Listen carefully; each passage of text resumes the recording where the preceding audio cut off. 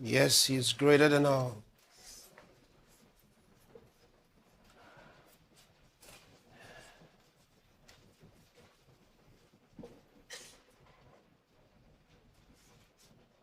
I did say yesterday, and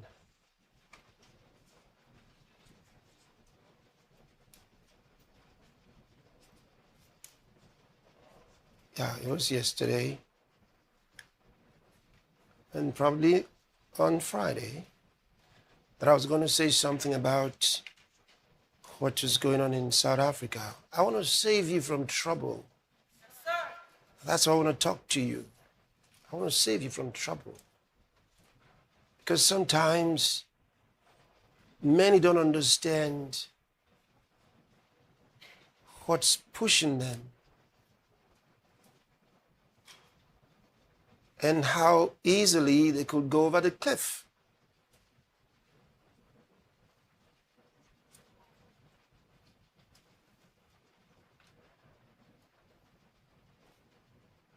Satan doesn't love peace. He's not one to give peace. He doesn't want you to have peace or prosperity. And you have to know that. In Revelation chapter 6, the Bible opens for us these 4 horsemen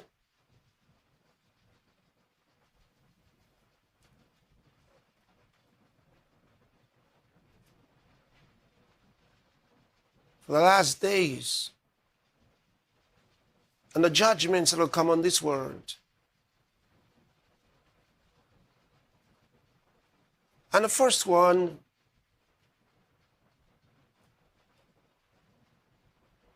is one riding on a white horse. And I want us to begin reading from verse 1, chapter 6.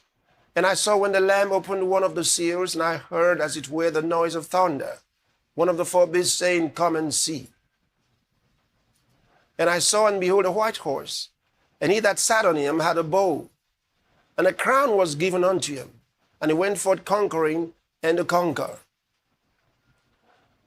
We've talked about this on several occasions, but I want you to look at the next verse. When he had opened the second seal, I heard the second beast say, Come and see. And there went out another horse that was red, and power was given to him that sat thereon to take peace from the earth. Observe that construction. He was given power to take peace from the earth. And what followed? And that they should kill one another. And there was given unto him a great sword. So he was given power to take peace from the earth. And what followed? Killings.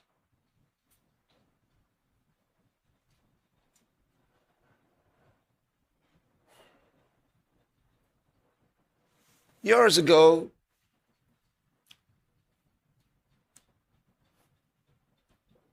during the administration of President Shehu Shagari in Nigeria, the people came to the conclusion that their young people weren't getting good jobs.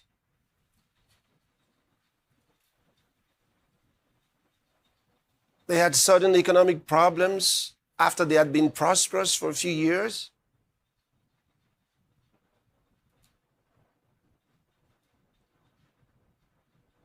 And decided some of the Africans who had come to Nigeria during the years of prosperity, because they kind of fled economic hardships in their countries and relocated to Nigeria. and took up different kinds of jobs.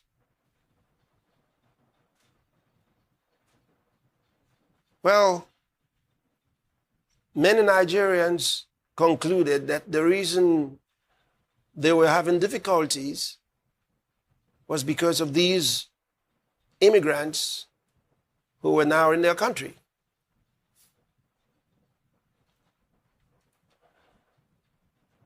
And they zeroed in particularly on Ghanaians who were their next door neighbors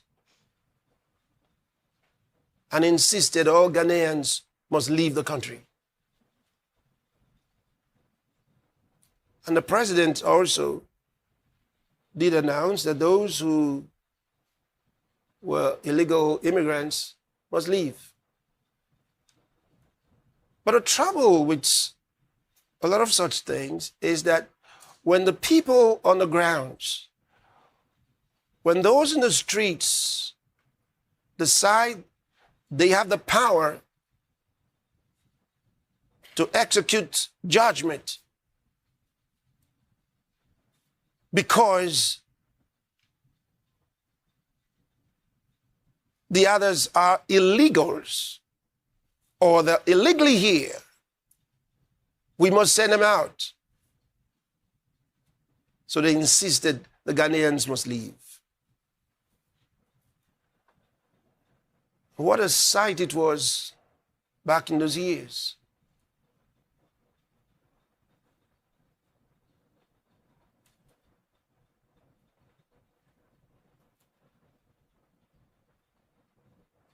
They had to go. Did things change? No. They were definitely not enough to have caused a dent in the economy. But they were the scapegoat. They were sent away. In pain, they had been here for several years. And they were to leave suddenly. So the Nigerians believed they had justification to send them out. Go back to your country. And when such things happen, you can't distinguish in the street between the one who is legally there and the one who is not legally there. It's the government functionaries that have the authority to decide who's legal and who's not legal. It's not the guy in the street who's supposed to ask you, where are you from? And you say, well, I'm from such and such a place. Okay, so are you here legally? He doesn't even have the wherewithal to make such decisions. It cannot be left to everyone who is angry. The government already has structures to deal with illegal immigration. So leave that to the government. Now, if you say the government is not doing it, protest to the government. Protest to the government, then the government will listen to you. Protest to the government. You don't go after those. That's taking the law into your hands. Now, you accuse them of breaking the law by coming in illegally, and you attack them by breaking the law. You cannot take the law into your hands and go after them and tell them they must leave. You don't have the authority to do that. That's also illegal. It's as illegal as their illegal immigration.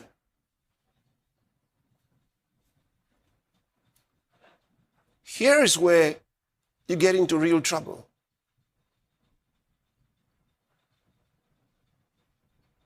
Imagine that they resist in self-defense. One little spark of a problem can lead to terrible devastation.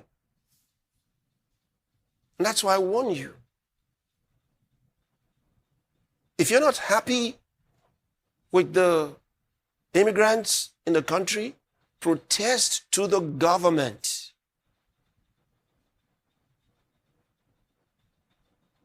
They allow protests. So you can go in the street to the government and let them hear you, and they will take actions. There are legal ways of dealing with such things. It's not appropriate for you, when you are not the law enforcement agent, it's not appropriate for you to give an ultimatum to the immigrants in your country and say, on such and such a date, you must leave. It's not okay. You're not authorized to do that. You don't have the right to do it. You are just as illegal in such an action as they are illegal in coming into your country without the right documentation. And that is assuming that you're only upset with those who came in illegally. The trouble doesn't stop there. When we say xenophobia, maybe you need to understand what it really is. It comes from two words, two Greek words, xenos and phobos. Xenos refers to a stranger or a foreigner.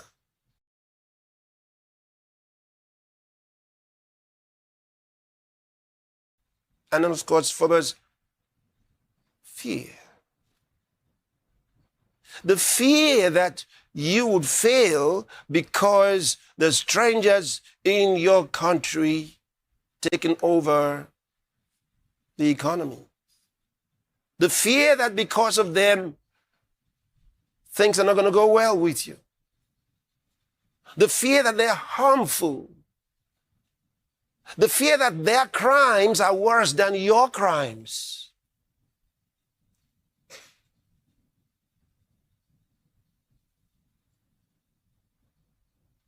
And that fear doesn't make you run away from them. That fear makes you attack them.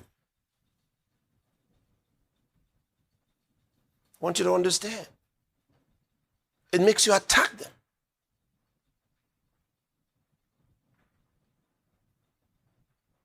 That's why you can be accused of xenophobia. Some even say it's Afrophobia because they think it's only Africans that it's directed to. But it's the same. It's the same. You're walking a dangerous path.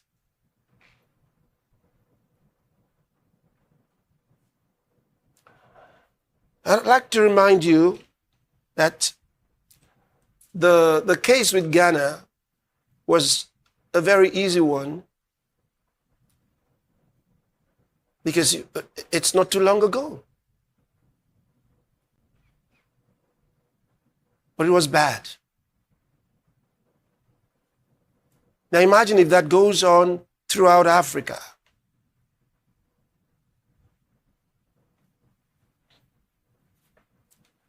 But it can get worse and lead to genocide. Ask yourself what happened to Rwanda in the early 1990s. These were people that lived together. They're of the same culture, the Tutsis and the Hutus. Same culture, same people. These were not two ethnic groups. They're the same ethnic group.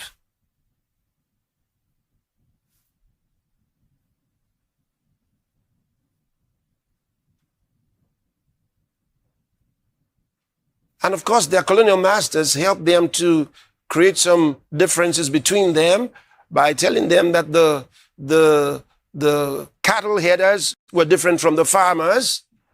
Okay, so the Hutus were farmers, the Tutsis were rearing cattle, and you got more money from the cattle than you did from farming. The Hutus were more, the Tutsis were lesser in numbers. And so the colonial masters favored the Tutsis and gave the impression that they were superior to the others, eventually giving them ID cards.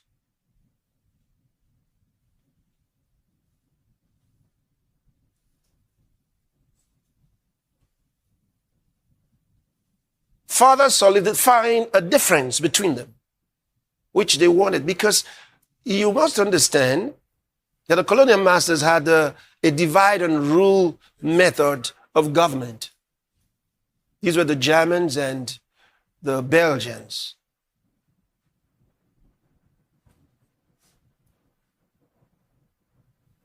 And then after, they projected the Tutsis. But after the independence, the Hutus took over power and marginalized further the Tutsis.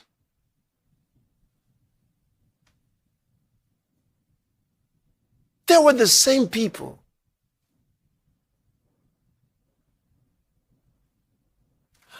They went to the same schools, lived among themselves, worshipped in the same churches, intermarried.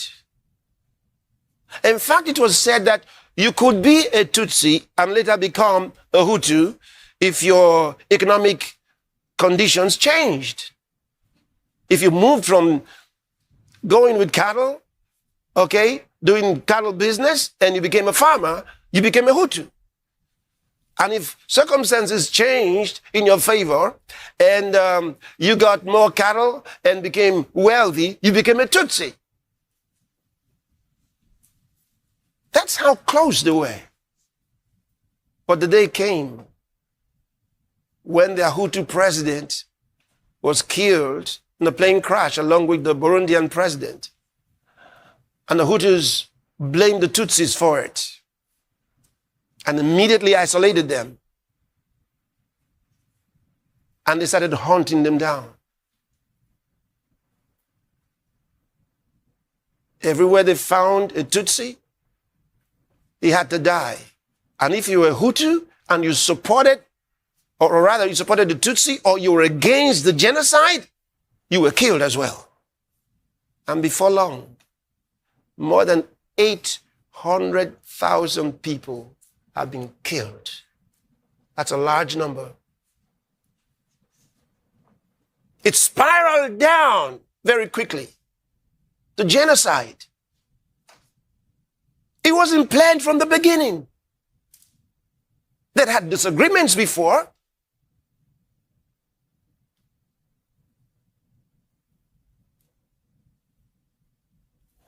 Yugoslavia, the largest country in the world, split into 7 different countries.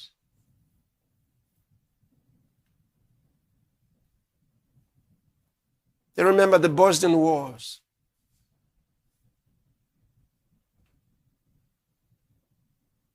The genocide of Sarajevo, Srebrenica.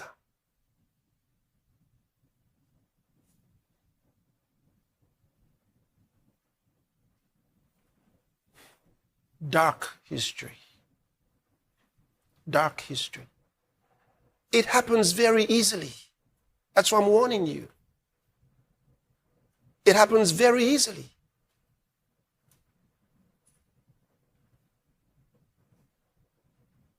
So those who are telling you on the 30th of June, we're going out and we're going to harass or stop or drive out all undocumented immigrants. They don't have the power to do it. It's illegal. Leave that job for the police. Leave it for the government. And I said, if you think the government is not doing enough, protest to the government. Go to the government. Protest to the government. Don't take the laws into your hands. Every God-fearing person should refuse to follow those foolish instructions. Don't go with them. I tell you,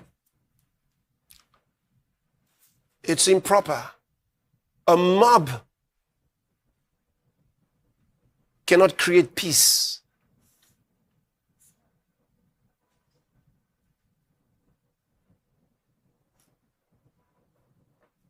You have a government.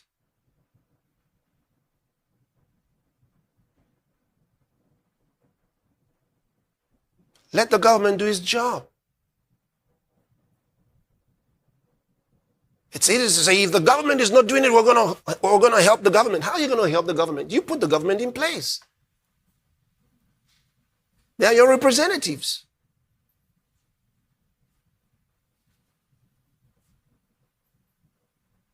Don't destroy your own country while you're thinking that you're trying to save it from these immigrants. Reminds me of the words of John F. Kennedy in his inaugural speech years ago. He said, those who foolishly want to claim power by riding the tiger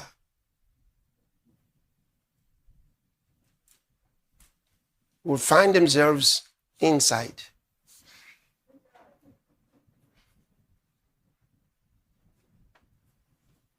I hope you understand what that means.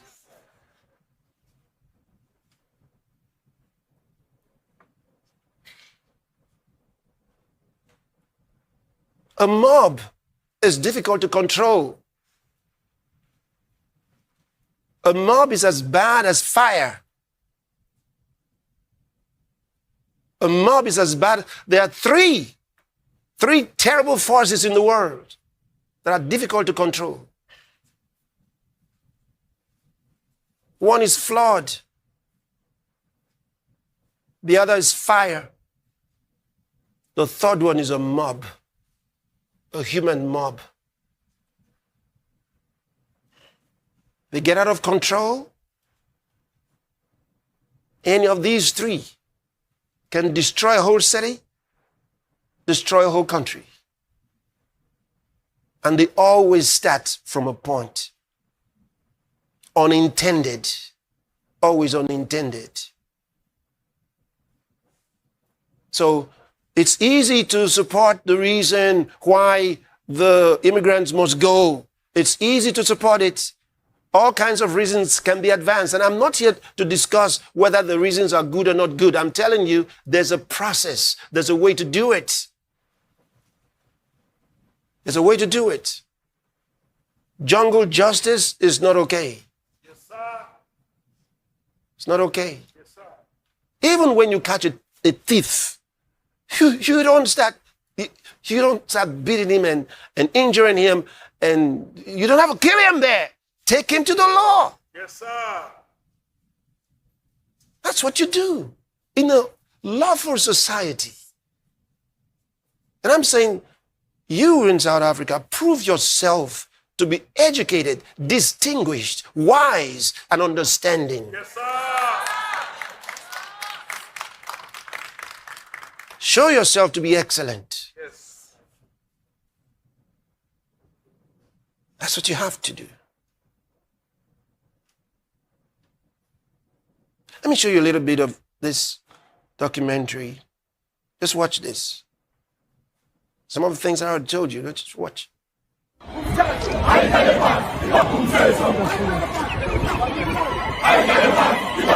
When a society begins to fracture, it rarely starts with hatred.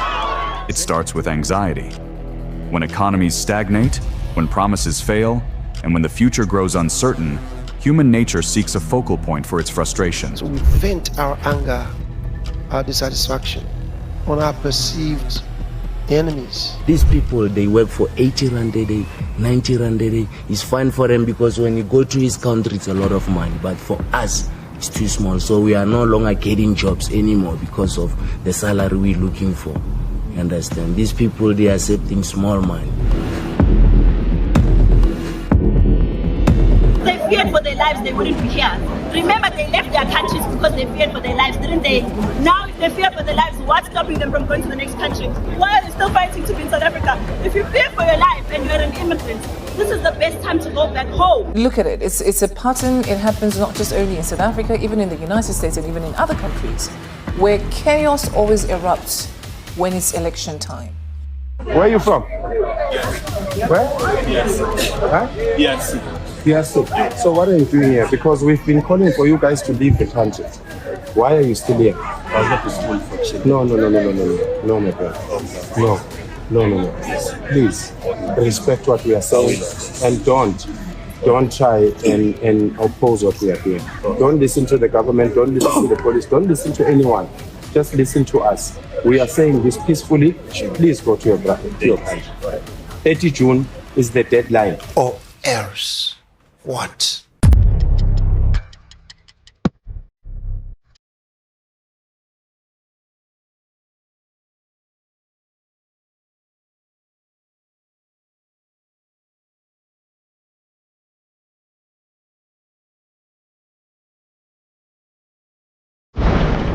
For decades, socialist Yugoslavia operated under the official motto of brotherhood and unity.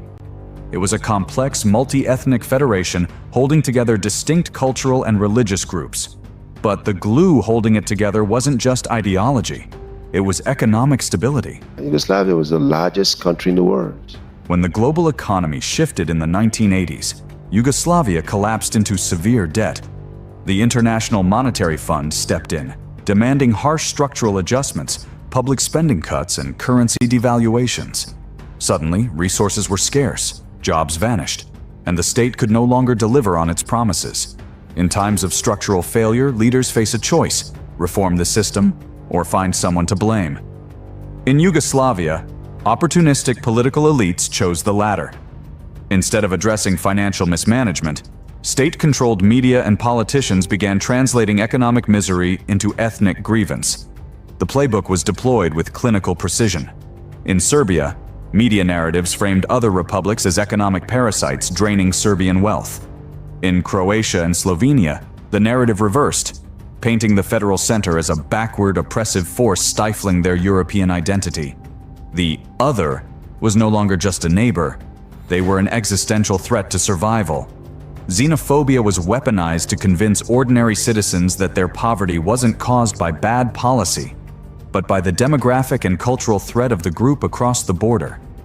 The weaponization of internal xenophobia tore Yugoslavia apart, resulting in the deadliest conflict on European soil since World War II. Over 100,000 lives lost and millions displaced. These are Satan's ways of distracting people,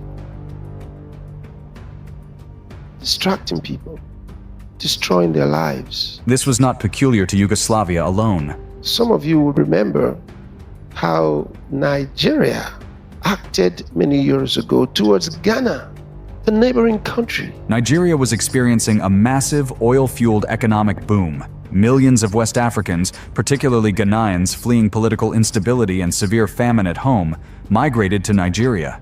Ghanaian nationals became deeply embedded in the Nigerian workforce, notably filling critical gaps as teachers and skilled laborers. By 1982, global oil prices crashed, plunging Nigeria into a harsh recession marked by inflation and unemployment. In January 1983, President Shehu Shagari issued an executive order giving all undocumented immigrants 2 weeks to leave the country or face arrest. They came to the same very conclusion that the reason they're not getting jobs, that their young people are not getting jobs, was because of the Ghanaians.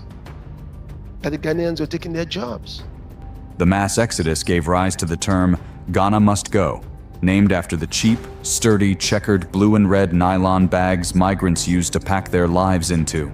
President Shehu Shagari's administration expected that expelling foreign workers would immediately free up jobs for unemployed Nigerians and stabilize the crashing oil economy. The reality was much more disruptive. Ghanaians hadn't just taken low-skilled jobs, they had become the backbone of several vital sectors, education and construction. Infrastructure projects ground to a sudden halt or saw costs skyrocket as local labor prices spiked overnight. Xenophobic reactions to fellow Africans. It's satanic. It's an enormous void. They're doing those things because Satan inspires them to do them. Decades after the fall of apartheid, South Africa faces staggering structural crises. an overall unemployment rate hovering over 32%, youth unemployment suffocating nearly 61% of the young population, and a severe backlog in public housing, healthcare, and basic service delivery. South Africa faces a serious and persistent unemployment crisis. Even under the strictest definition, these numbers continue to climb each year. There was an increase of 237,000 in the number of unemployed persons from 8 million to 8.2 million from the last quarter of 2024. In the first quarter of 2025, the NEET, or not in employment, education or training, rate for young people aged 15 to 24 stood at 37.1%. It is clear from the above mentioned that the persistent unemployment crisis in South Africa is a direct consequence of a fundamentally flawed political system. The experience of South Africa serves as a critical lesson, demonstrating that ideologies focused on destruction rather than building cannot lead to sustainable growth and prosperity. At the center of black-on-black hatred is a state-sponsored and capital-sponsored hatred to distract you from giving you economic opportunities, to make you blame wrong people for your misfortunes. There's no Zimbabwe that took a land from you. There's no Zimbabwe that took a tender from you. There's no Zimbabwe that took a job from you. There are no jobs. The jobs Zimbabweans are doing, you don't want to do them. You are so educated enough to can do those slave jobs. That's why, not that you are lazy. You are not lazy, you know your work.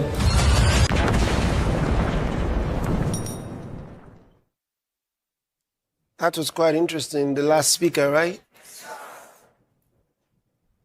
You know, we talk a lot about what happened in Germany years ago, Hitler's Holocaust. Well, they started out by blaming the Jews for their economic woes. And they wanted the Jews to leave, get out of our country.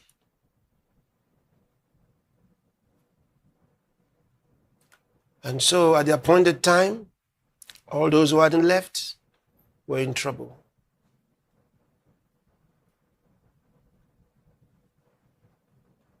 And it led to the Holocaust.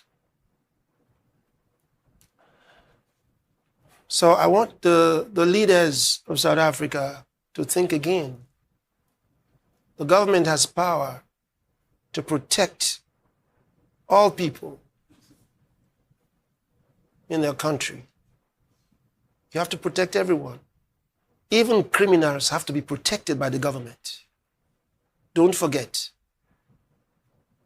Even criminals have to be protected. And then they're brought to justice.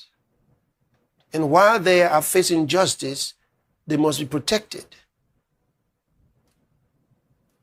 Otherwise, there's no justice.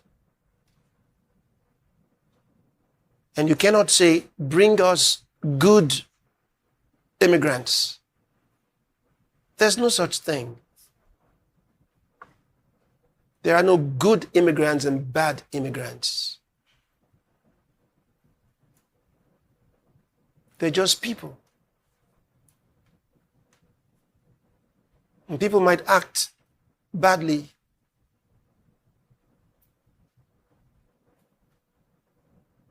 But then, that's why you have the laws.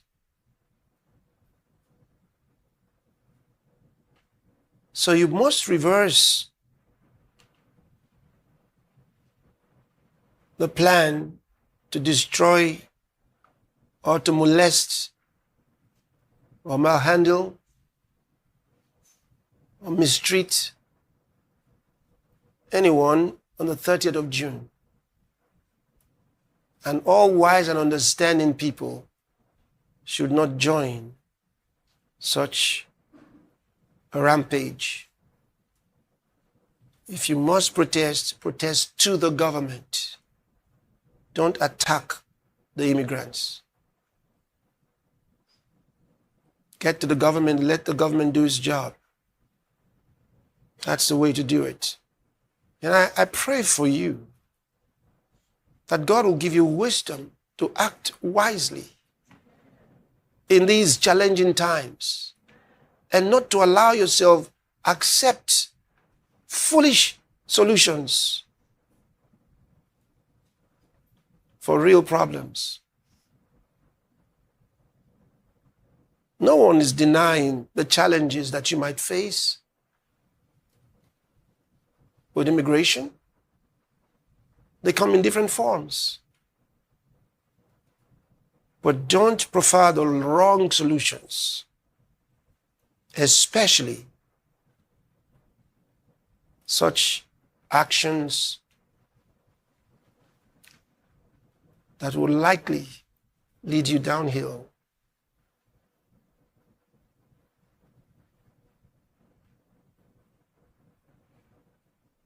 So understand that the peace you have enjoyed so far can increase. You can have more peace. Or you can destroy it. And I would say to all who are Christians in South Africa, pray for the peace of South Africa. That's what you do. Don't get involved in these satanic activities. I told you, it's Satan that leads people to attack others and destroy their lives. All of that anger, for good reasons or bad reasons, makes no difference.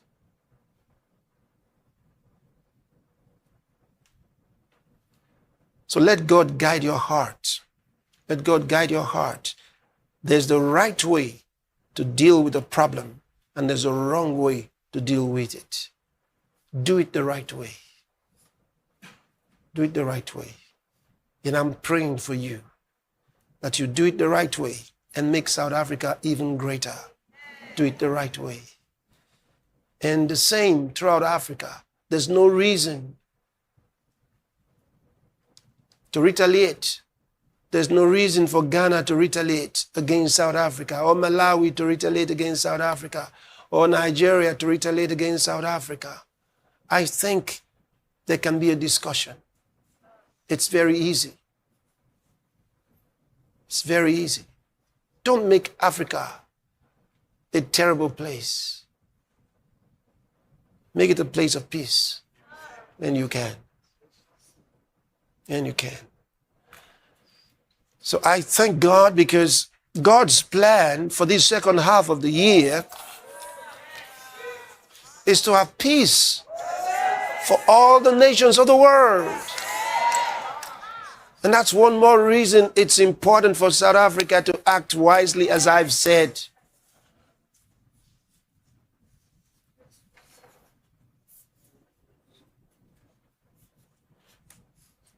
So may June 30th be a day of peace for you, and not a day of war and trouble.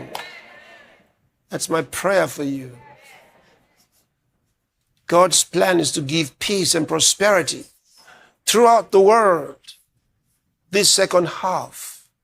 It's God's plan. It's God's plan. It's God's plan this second half. He does give peace. He can do it. He does it. I already showed you there are forces of evil that take away peace. Like I just read to you in Revelation chapter 6 and verse number 4. But God can give peace and wants to. He wants to. He wants to. And when He gives peace, He gives prosperity.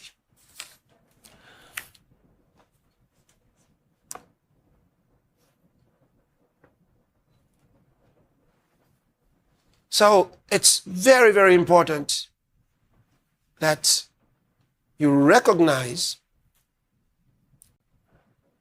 your role in the scheme of things. When God determines to give you peace and prosperity, You walk in line with his plans. You follow his plans. That's what you do. And I want us to pray right now. Pray for the nations. And pray for South Africa and all the African countries. Pray for them as well. Pray for the nations of the world.